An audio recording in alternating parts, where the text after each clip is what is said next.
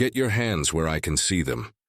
The command cracked through the air like a whip, drawing startled looks from pedestrians on the busy Atlanta street. Officer Miller's voice was sharp, arrogant, and loud enough for everyone nearby to hear. His hand hovered near his holster, his jaw clenched. His eyes locked on the tall black man standing calmly beside a black SUV parked in front of a cafe. The man, dressed in a navy blue tailored suit with polished shoes and a neat tie, looked more like a businessman than a suspect. His posture was steady, his expression unreadable, but to Miller, none of that mattered. All he saw was color, a black man in an expensive car. That was enough for him to assume guilt. "I said hands where I can see them." Miller barked again, his tone more aggressive this time. The man blinked, confused but controlled. "Officer, I think there's been some mistake," he said calmly, his voice carrying the kind of authority that should have made Miller pause. But Miller didn't pause. He stepped closer, hand now firmly gripping his weapon, his chest puffed with misplaced pride. "Sir, I don't want any trouble," the man tried again, keeping his hands visible. "I just parked here to grab a coffee." "What's this about?" Miller sneered, already convinced of his own narrative. "Don't play dumb. You fit the description of a suspect we're looking for. Black male, mid-30s, dark vehicle, suspicious behavior." People began slowing down, sensing trouble. A few had already pulled out their phones, recording. The woman behind the cafe window whispered to her coworker, "Oh no, not again." The air felt thick with tension, the kind that could snap at any second. The man raised his hands higher, but there was a flicker of disbelief in his eyes. "Officer, I assure you I haven't done anything wrong. I can show you my ID. Step away from the car," Miller shouted, ignoring the calm tone. "Keep your hands where I can see them." The man exhaled, frustrated but restrained. "You're making a big mistake." Miller didn't listen. He moved fast, too fast, grabbing the man's arm and spinning him around before slamming him face first onto the SUV's hood. The metallic sound echoed down the street. Gasps rippled through the watching crowd. "Hey, that's not right," someone yelled. Another voice shouted, "He wasn't resisting!" Phones were up everywhere now, recording every second. Miller didn't care. He was in control, or so he thought. "You're under arrest for suspected drug trafficking," he said loudly, almost proudly, like he wanted the crowd to hear it. The man turned his head slightly, his voice calm but cutting. "You're going to regret this." "Oh, I'm sure I will," Miller mocked. "You people always say that." The phrase "you people" made several in the crowd murmur. One young man holding his phone muttered, "He just said that out loud." "Bro's done." Miller forced the man into the back of his patrol car, still talking big. "Should have thought twice before rolling around here like you own the place," he said smugly, as he shut the door. Inside the cruiser, the man sat quietly, staring out the window as sirens faded in the distance. He didn't shout, didn't fight. He simply took a deep breath, his mind already running through the next steps. Because this wasn't his first encounter with arrogance in uniform. But this time he wasn't just any man. He had the power to end this officer's career, and he knew exactly how to do it. As Miller radioed in his big arrest, bragging to dispatch about catching a suspected dealer, the man simply smiled faintly, a knowing smile that unsettled even Miller for a brief second. "What's so funny?" Miller snapped. "Just thinking," the man replied smoothly.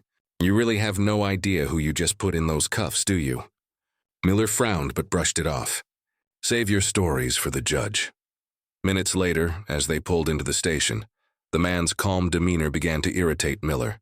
Most suspects begged, argued, shouted, but not this one. He was too still, too confident. It unnerved him. Miller yanked open the back door and jerked the man out. "Move," he barked. The man didn't resist. He walked steadily, eyes locked forward. Every officer in the precinct turned to look as Miller marched him in. Some raised eyebrows, others exchanged puzzled glances. The man looked far too composed, too dignified to be a criminal. "Caught this guy near 10th and Peachtree," Miller said loudly, gripping the man's arm. "Black SUV, matched the profile. Might be our guy." One of the older sergeants squinted at the man and muttered under his breath, "He doesn't look like a street hustler." But Miller ignored him, puffing his chest as if he had just saved the city from a major crime. Sitting the man on a bench, Miller filled out paperwork, speaking as though he was narrating his own hero story. "Guy thought he could outsmart me. Not on my watch." The man finally spoke, his voice even and deliberate. "Officer, before you go any further, you should check my ID." Miller rolled his eyes, muttering, "Oh, here we go. Another fake badge, right?" But when the intake officer reached into the man's jacket pocket and pulled out a sleek leather wallet, everything changed. The man looked up, eyes locked on Miller, and said quietly, "You've just arrested a federal agent." The room froze. Miller's smirk faded as the officer unfolded the badge and read the golden letters aloud. "Federal Bureau of Investigation."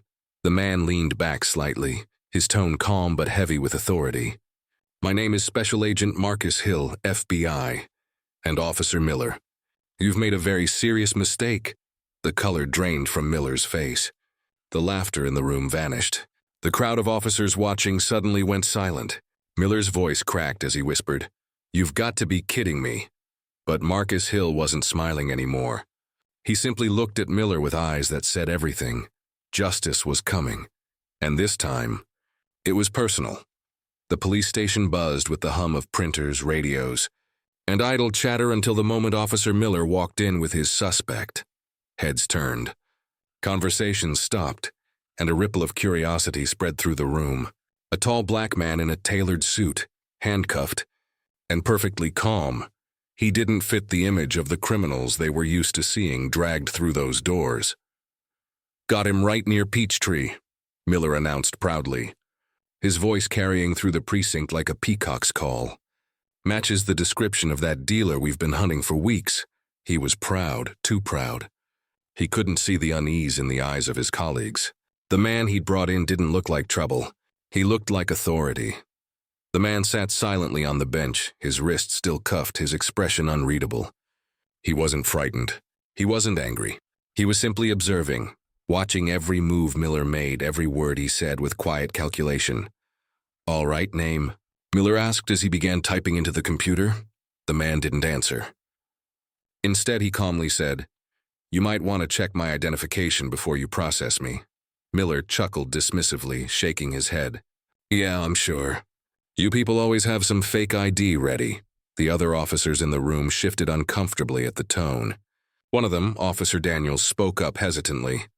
"Hey, Miller, maybe just check it first, standard procedure." But Miller ignored him. "We don't need to waste time on another phony story." "I caught the guy red-handed." The man's gaze hardened slightly. "You didn't catch anyone, officer. You just made the biggest mistake of your career." That quiet, confident sentence hung in the air. Daniels frowned. "Seriously, just check it." The booking officer stepped forward. "Sir, where's your ID?" "In my jacket pocket," the man said evenly. "Inside left." Miller rolled his eyes but motioned for the booking officer to check. "Fine. Let's see what masterpiece of Photoshop we've got this time." The officer reached in, pulled out a black leather wallet, and froze. The polished gold badge gleamed under the fluorescent lights. There was no mistaking the bold, engraved letters. Federal Bureau of Investigation. The room went dead silent. The booking officer swallowed hard. Miller." "You'd better look at this." Miller frowned and snatched it out of his hand. His voice wavered as he read it aloud. "Special Agent Marcus Hill, FBI, Counterintelligence Division." The color drained from his face. His bravado cracked in an instant. He looked from the badge to the man who was now standing slowly, calmly, looking him dead in the eyes. "I told you it was a mistake," Marcus said quietly. "But you were too busy playing hero," Miller stammered. How was I supposed to know?" "You were acting suspicious." "Suspicious?" Marcus cut in sharply. "Because I was black and driving a nice car?" His tone was still even, but now there was weight behind it. Controlled anger. "You didn't ask for ID. You didn't ask a single question. You just assumed." Before Miller could respond, the captain walked in, drawn by the tension. "What's going on here?" The booking officer handed him the badge silently. The captain's eyes widened slightly as he looked at it, then at Miller. "You cuffed an FBI agent?" Miller started to explain, words tumbling over themselves. "Sir, I thought his car, his behavior, it matched." The captain slammed the folder on the desk. "You didn't think, Miller. You profiled him." The silence that followed was deafening. The captain turned to Marcus, his voice respectful but tight. "Agent Hill, I deeply apologize for this incident. We'll handle it immediately." Miller's heart pounded as the captain snapped, "Get those cuffs off him now." Miller hesitated. his pride battling his fear. But one sharp look from the captain made him move. His hands trembled slightly as he unlocked the cuffs. Marcus rubbed his wrists slowly, then met Miller's eyes. "You need to understand something, officer," he said, his voice low and steady. "Your badge doesn't give you power. It gives you responsibility. And you just abused it." The words cut deep. The entire room could feel the shift. The captain gestured toward his office. "Agent Hill, please, let's talk privately." As they walked away, Miller stood frozen. The room around him buzzed with whispers. One officer muttered under his breath, "Man, he's done." "Resting an FBI agent?" "He's finished." Another shook his head. "Should have checked before pulling that stunt." Miller tried to ignore them, but their words echoed in his head. He slumped into a chair, staring blankly at the desk. His earlier confidence was gone, replaced by a sickening pit in his stomach. Inside the captain's office, Marcus spoke with calm precision. He detailed the entire encounter: the racial profiling, the unjustified stop, the physical aggression. The captain listened quietly, taking notes, occasionally glancing through the glass window at Miller, whose face was pale and drenched in sweat. When Marcus finished, the captain sighed heavily. "Agent Hill, I'm so sorry. I assure you we'll investigate this thoroughly. Officer Miller will face disciplinary action." Marcus leaned forward, his tone sharp but composed. "This isn't about me, Captain. I'll be fine. But what about the next person he stops who doesn't have an FBI badge to protect them?" The question landed hard. The captain had no answer. When Marcus finally left the office, the entire station watched him in silence. He walked out the door without a word, his steps calm, but his message loud enough to echo in everyone's conscience. Miller sat frozen at his desk, the weight of what he had done pressing down like a mountain. His captain's glare burned through him as he said quietly, "Go home, Miller. You'll be hearing from Internal Affairs." As Miller grabbed his hat and walked out, he caught sight of the officers staring. No one said a word. But the silence was worse than shouting. It was judgment, disappointment, and disgust all at once. And as the heavy station door closed behind him, Officer Miller realized for the first time in his career he wasn't the one in control anymore.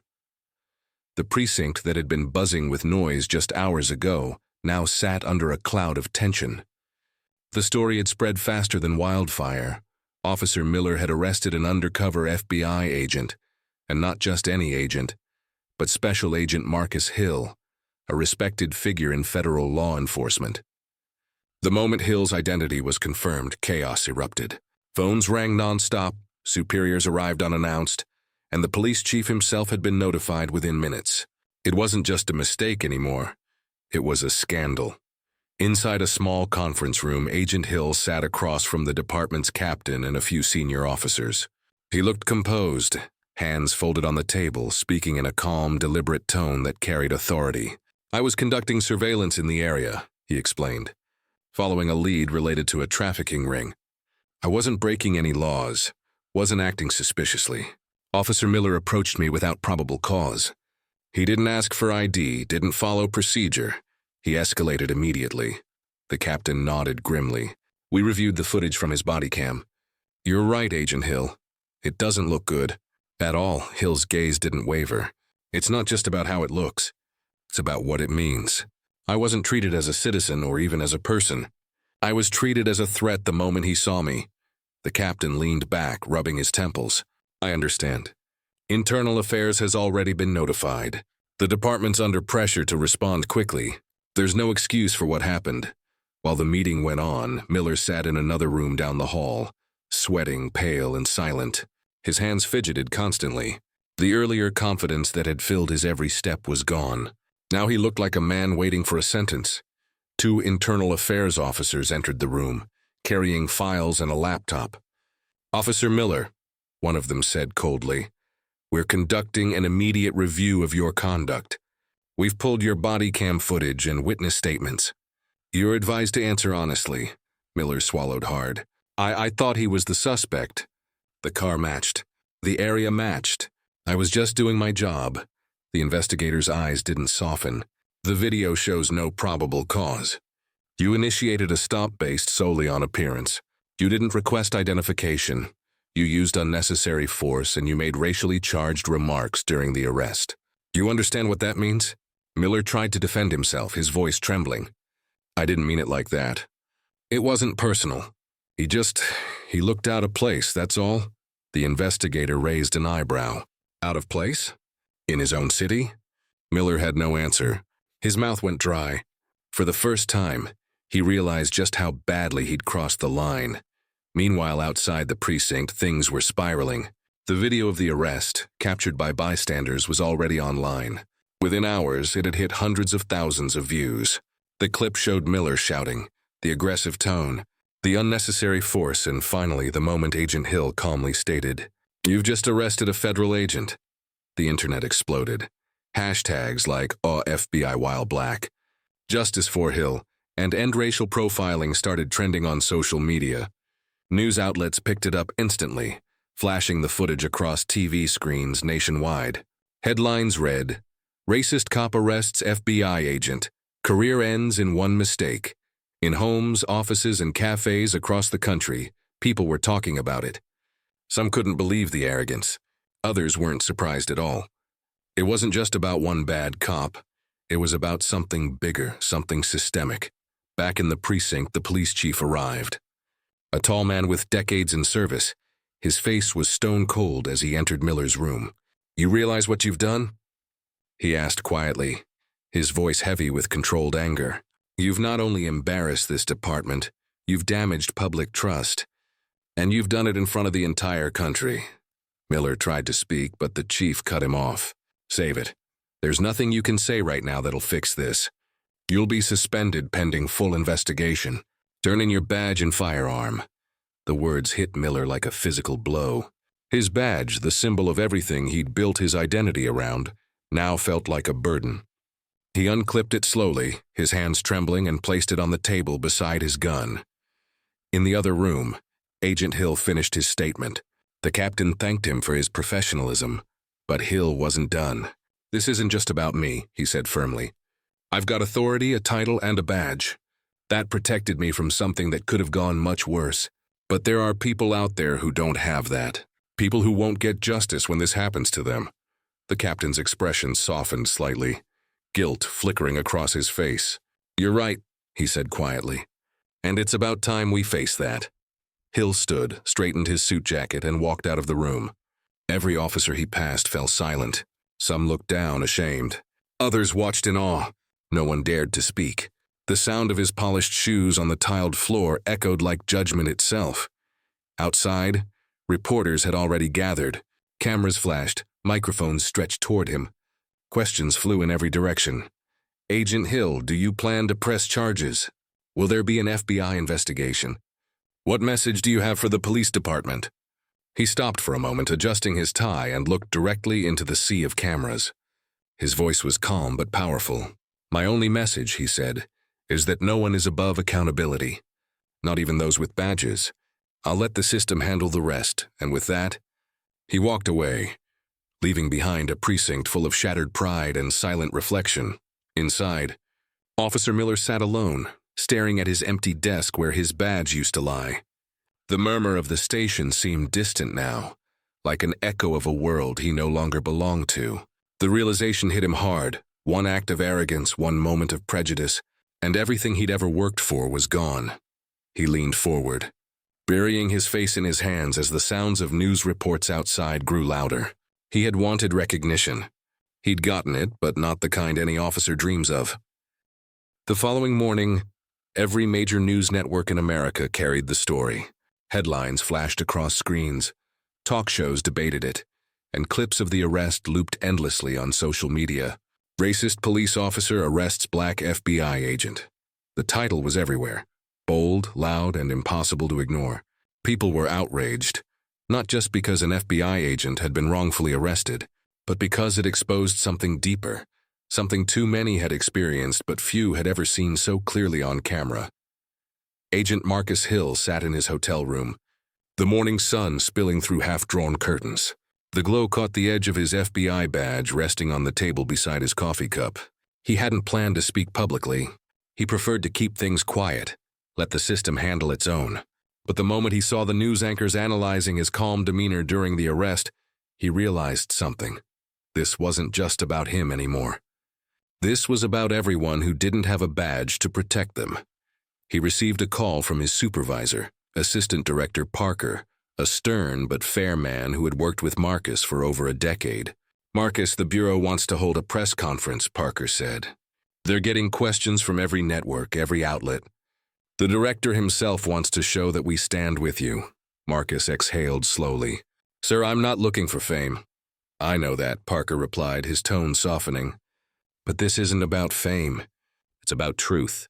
People need to hear it from you." A few hours later, Agent Hill stood behind a podium at the FBI headquarters in Atlanta. Dozens of cameras clicked and flashed as he approached the microphone. He adjusted it slightly, his posture tall, his expression steady. The silence in the room was almost sacred.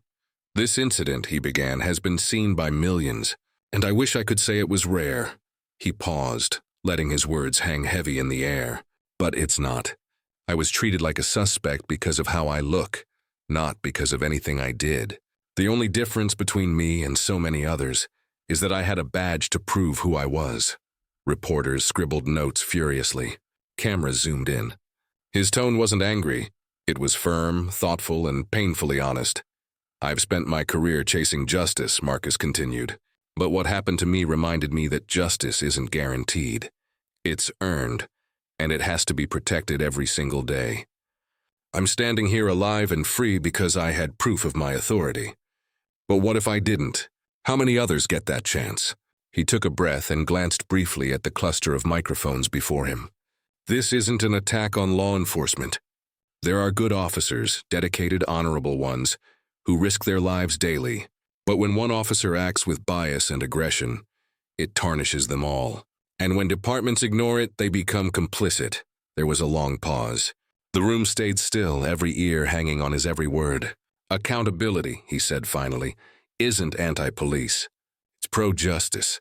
That clip spread online faster than the arrest video itself. Within hours, Marcus Hill became a national figure, a symbol of both injustice and integrity. People from all walks of life praised his calm and courage. Civil rights groups rallied behind him, demanding police reform and racial bias training across departments. Meanwhile, in stark contrast, Officer Miller's world was collapsing. He was suspended indefinitely, his paycheck frozen, his badge confiscated. News vans parked outside his house. Former colleagues stopped taking his calls. He became a ghost in the same city where he once strutted with authority. His name was now synonymous with everything wrong in modern policing. His wife, weary and embarrassed, barely spoke to him. His teenage son refused to go to school, afraid of being mocked. Every night, Miller sat in his dimly lit living room, staring blankly at the news replaying his downfall. The more he watched, the more the weight of his arrogance pressed down on him. He had become the face of a problem he never thought he was part of. Across town, Marcus Hill was back at work, but things felt different. Wherever he went, people recognized him. Some thanked him. Others saluted him. The respect was there, but so was the pressure. He wasn't just an agent anymore. He was a voice, a symbol, a reminder of what justice looked like when it refused to stay silent. One evening, as he left the office, he got a message that surprised him. It was from Officer Miller. Just a short line. "I'd like to talk if you'll let me." Marcus hesitated before replying. He didn't owe Miller anything, but something inside him, the part that still believed in redemption, made him agree. They met in a quiet cafe on the outskirts of town. When Miller walked in, he looked older, defeated, like a man who had been stripped of everything except regret. He didn't wear a uniform. He didn't walk with authority. He looked like someone who finally understood humility. "Agent Hill," he said quietly, sitting down. "I just wanted to say I'm sorry. I don't have an excuse. I was wrong." Marcus studied him for a moment, his expression unreadable. "You didn't just arrest me, officer. You arrested the idea that people like me can exist without suspicion." Miller nodded, his eyes downcast. "I know, and I see it now. Losing everything, it made me realize what I've been blind to for years." Marcus leaned back, crossing his arms. "Then learn from it, because you'll have to live with the consequences. but maybe you can still change what's left of your life. There was no handshake, no dramatic reconciliation, just silence and a faint, heavy understanding. Miller left first, shoulders slumped, a man who would never wear a badge again. That night, Marcus sat alone in his car, watching the city lights blur against the windshield. He wasn't angry anymore. He was thoughtful, determined. This incident had shown him how fragile justice could be, and how much louder truth had to speak. The press conference, the apology, the headlines, they weren't the end. They were the beginning of something bigger. Marcus Hill knew that his voice had power now, and he intended to use it, not just to expose one officer's mistake, but to confront an entire system that needed to see itself in the mirror. Because sometimes, one act of injustice isn't just a scandal. It's a wake-up call, and Marcus Hill had just made sure no one could hit the snooze button again. Months passed, but the story never truly faded. The arrest of Agent Marcus Hill had become more than a viral headline. It had become a national conversation. People still shared the clip, still quoted his words from the press conference, and still debated what it meant for law enforcement, race, and accountability in America. It wasn't just a moment anymore. It was a movement. For Officer Miller, life after the badge was a slow, painful reckoning. His suspension turned permanent. Internal Affairs completed its investigation and officially concluded that his actions were driven by bias-based profiling and unlawful escalation. His termination came with public notice, sealing his fate forever. The man who once strutted through the precinct with authority now avoided crowded places, afraid someone would recognize him. His name had become synonymous with disgrace. At night, he barely slept. The same moments replayed in his head over and over. The arrogance in his tone, the flash of the badge, the look in Marcus Hill's eyes when he said, "You just made the biggest mistake of your career." It haunted him. He would wake drenched in sweat, realizing how a single decision had destroyed everything. His career, his marriage, his reputation. But while Miller's world shrank to silence, Marcus Hill's world expanded in a way he never expected. The FBI had quietly promoted him, assigning him to lead a new task force on law enforcement ethics and accountability. It was a symbolic move, a statement that integrity could rise even from injustice. Marcus didn't take the position for recognition. He took it because he saw an opportunity to make sure no one else endured what he had. He met with local police chiefs, trained new recruits, and spoke at universities about unconscious bias and professionalism in policing. His approach was never accusatory. It was enlightening. He wasn't out for revenge. He was out for change.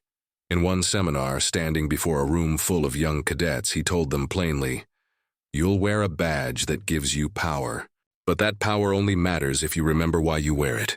The moment you start seeing citizens as suspects instead of people, you lose the meaning of that badge." The room was silent. Some took notes, others simply stared, absorbing every word. Despite the growing respect he received, Marcus often kept to himself. Fame was never his goal. He didn't enjoy being called a hero online. He saw himself as a man who happened to be in the wrong place at the right time, a man forced to turn pain into purpose. Still, he couldn't deny the impact it had. Letters poured in from people across the country, parents, students, even other officers, thanking him for speaking truth with calm instead of anger. But not all responses were kind. Some accused him of exaggerating. Others sent hate mail, calling him anti-police or a traitor. Marcus ignored them. He knew change was uncomfortable. The truth always made people squirm. Then one morning, while heading into the FBI building, he noticed a familiar figure waiting outside near the entrance. It was Miller. He looked worn down, his eyes hollow but sincere. He held a small envelope in his hands. Marcus stopped but didn't speak. Miller approached slowly. "I'm not here to bother you," he said quietly. "I just wanted to give you this." He handed over the envelope. Inside was a simple handwritten letter. Marcus unfolded it. The first line read, "I've spent every day since that morning thinking about what I did. You didn't just lose your freedom for a few minutes. I lost my integrity for good." The letter went on to admit everything, his bias, his ignorance, his shame. Miller ended it with, "I don't expect forgiveness, but I'm learning, and maybe that's the only justice I can give back." Marcus didn't reply right away. He looked at Miller, who stood awkwardly, waiting for some sign of acknowledgement.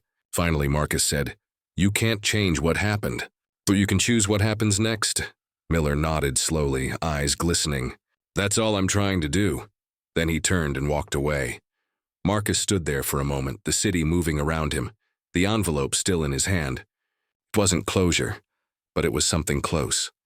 Weeks later, Marcus visited the exact street corner where it had all happened.